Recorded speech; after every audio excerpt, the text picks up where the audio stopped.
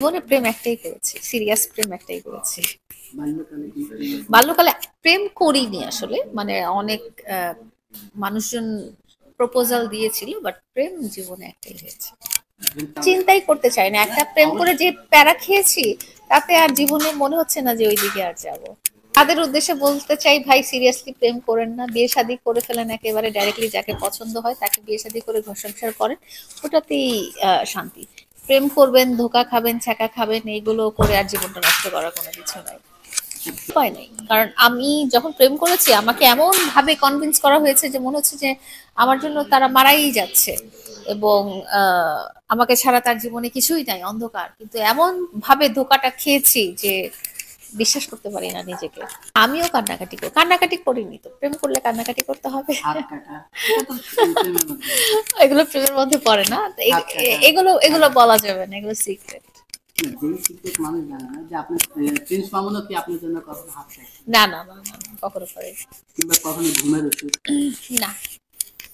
অভিমান করে দিয়ে দিন?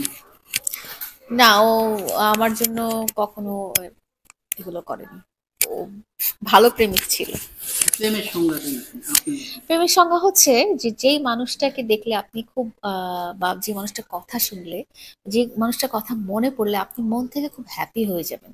মানে তখন আপনার চেহারাটা হাসি হাসি হয়ে যাবে, আপনি ভালো ফিল করবেন এবং তার জন্য আপনি চিন্তা করবেন, তার জন্য আপনি সময় স্পেন্ড করবেন, এটাই। সেটাই আপনি কি সত্যিকার প্রেমে পড়ার মতো ভালো জিনিস কিন্তু দুনিয়াতে কোথাও নেই, এটাই আমি ভেবেছিলাম। কিন্তু নিজে যে এরকম একটা প্রতারণার শিকার হয়েছি, তাতে এখন আর ওই কথা চিন্তাও করতে চাচ্ছি না। ওই সে আমিও ভাবছিলাম কিন্তু যে যে না ঠিক আছে, প্রেম করেছি এটাই খুব ভালো, এটা সারা জীবন টিল ডেথ থাকবে। কিন্তু দেখা গেল যে কি বলবো, আর এখন এই মুহূর্তে আর প্রেম করতে চাই না আসলে কারো। সাকিব খান যদি বলে ৩ নম্বর বউ বানাবে সেক্ষেত্রে কি? না না, দূরও কেন 3 নম্বর বউ হবো? যদি বলে সে তো এখন, উনি বললেও আমার তো রাজি হইতে হবে না। না তার তো সব যোগ্যতা আছে, আপনি তাকে থাকুক। পছন্দ করেন হ্যাঁ, তাকে আমি পছন্দ করি সব নায়ক দিকে, সে হিসেবে। আপনি ফেভারিট নায়ক কেন না, সে তো নায়ক হিসেবে তাকে আমি পছন্দ করি, তার চলাফেরা এগুলো পছন্দ করি। কিন্তু আহ, তার পার্সোনাল লাইফটা আমি পছন্দ করি। কেন?